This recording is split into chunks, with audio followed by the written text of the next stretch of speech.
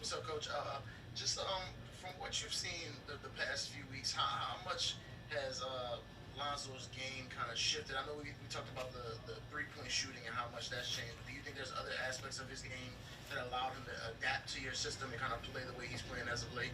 Well, I think you saw the other night, really the last couple of nights, that he's been more aggressive offensively too. You know, taking the ball to the basket, pushing it coast to coast in transition and creating. Thing I really liked the other night as we came out of the Indiana game and had talked about slowing the game down too much in the fourth quarter. And even though we were on a back to back, Lonzo kept pushing us forward in the fourth quarter, of that game against Memphis and kept pushing. So I was really happy with that. Obviously, shooting the ball well. And then his defense has been outstanding. I mean, we've talked plenty about the play he made at the end of the game against Indiana to win the game. I thought he was outstanding on Ja Morant the other night. So he's playing both ends of the floor. He's been more aggressive, and then obviously he has really shot the ball well, which always makes a difference. Stan, Christian Clark here. I think, when you guys got Steven, a lot of us, very smart media folk, a lot of us said, I don't know about the fit offensively. I mean, those guys have played more than 400 minutes together. Like, the numbers, suggest, like, scoring has not been a problem. I mean, what is working about that pairing? Well, I think when people say that the pairing, wasn't going to work, and it didn't work early, right? I mean, we struggled scoring early in the year. I think people they tend to think of Zion as an inside guy, right? And I look at him, as I've said to you guys early on, I look at him as a perimeter player who can post up. And so from the beginning, we've been trying to get to, and we've certainly evolved into, we're much more of a 4-out, 1-in team. I mean, if you look at the game the other night, Zion had 29 points and 5 assists. He posted up exactly one time in the Memphis game. He threw it out to Brandon for the 3. So he's evolved, this year from a guy who the majority of his touches or majority of his scoring opportunities at least a year ago were in the post to being much more of a perimeter player and even now into more initiating our offense. So if he's doing that, he and Steven fit fine. So are there going to be times? Yeah. I mean, there's times where, you wish you could spread the floor a little bit more, but at the same time, what we can do is two things. We can collapse the defense and create the threes that we're creating, and we can offensive rebound the ball, which has been huge for us. So, like you say, the offense has not been a problem. Over the last 7 games here, we're 4th in the league offensively. We got to get better at the defensive end of the floor. Our defensive rebounding has slipped in those 7 games. I mean, we've got to get a lot better defensively. There are still things we'd like to add and tweak and do differently offensively, but it is hard to do that until we start getting our defense together more. So that's where I think our improvement now has to come, is at the defensive end of the floor. It's Andrew. Back to Lonzo for a second. How much more important, I guess, is him being aggressive and attacking the goal at all times? I guess more than the shooting. The shooting can kind of come and go. Some nights he'll be 4 for 6, some nights he'll be 1 for 6. But when he's attacking the paint like that, how much easier does that make things for the rest of the guys? Yeah, I mean, it does. And I think especially in transition, his pace to really be on the push.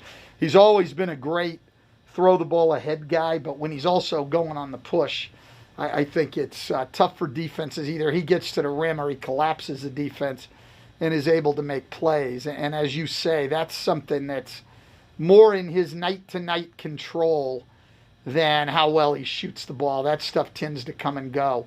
I will say his shooting is not really a surprise. He shot it really well last year. You knew it was going to come around. And I think for our team, our shooting's gotten better because we've created better shots. I don't think it's as simple as, guys weren't shooting well and now they're shooting well. I mean, we're getting them, our entire team is getting better looks, better shots. And if we continue to do that, we'll shoot the ball well on most nights. Hey, Stan, it's Scott. I just asked Josh about it. Just the idea of when these trade rumors hit was pretty much at Bell's lowest point this season. Now that you've shown kind of another gear, or at least been more successful, what does it kind of say to you about this team's either resilience, their response, or whatever it might be about what they're capable of? The fact that it looked like to be on the verge of getting blown up, and now all of a sudden you're in a position where you're fighting in a totally different way. Yeah, and I think, Scott, first of all, I said to guys when all that was going on, hey, it's natural. It's natural. You're losing games, and so people are going to say, oh, shoot, they're going to blow it up, and all the rumors are going to start. If we were winning then, like we have in the last 7 games, if you're winning 5 out of 7, then the rumors go away because people are going to say, oh, well, they're happy with their team. So, I think our guys were smart enough to understand that. And I do think I've touted their resilience all year. I mean, we've had games where we haven't played well and everything else, but our bounce back has been pretty good. They don't get discouraged. We had that really tough West Coast trip, and I think a lot of what happened there, number one, we played great teams. We played 4 straight games against the 2 LA teams and Utah twice, teams that are having their way with most of the league. And we had people in and out of the lineup. I mean, Lonzo was out, and Zion missed a game, and Bled missed a game. And, so we broke what continuity we had. We struggled to get it back against those good teams.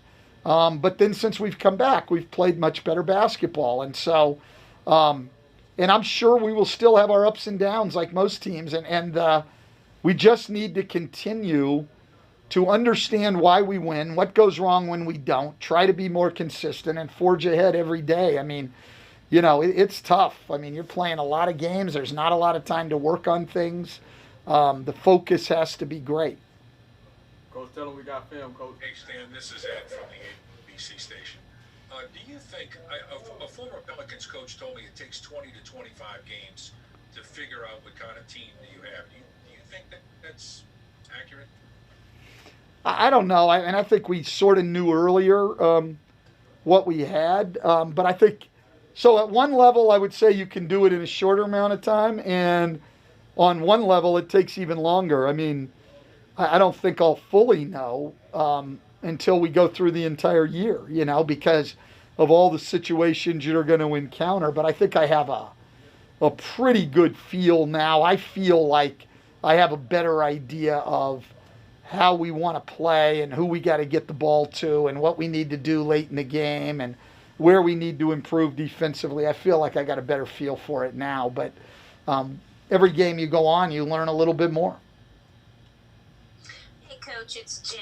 Watching Nikhil post-game, he's always out there on the court putting in some extra work, 20 to 30 minutes. Is that something that someone on the coaching staff suggested to him to do, or is that something he took upon himself to try? Yeah, that's him. I mean, he's a worker, and, I'm sure the other night, very, very disappointed. He'd been playing 24 minutes a game, pretty solid every night, and then to not be in the rotation, I'm sure that bothered him, and, he wants to work himself back into playing. We have a lot of confidence in him. I think he's got great scoring instincts. He's proven to be a very good on-ball defender, willing to apply pressure on the ball. A lot of good things with him. And so the shooting, everything like that will come around. He's probably better suited to play in the 2 than the 1, so we've probably put him in some tough situations. But, the future's really bright for him. With he and Kyra, I think we've got good young guards. Obviously, Lonzo, who I don't even think of as young, and he's only a year older than Nikhil, but, he's been on the scene a lot longer, so you don't think of him as young. And on our team, 23, wow, you're a veteran guy. So, I don't think of him as young, but we've got good young guards to build around. And so, Nikhil will be fine. And that work he puts in is something he does regularly, and he's the driving force behind that.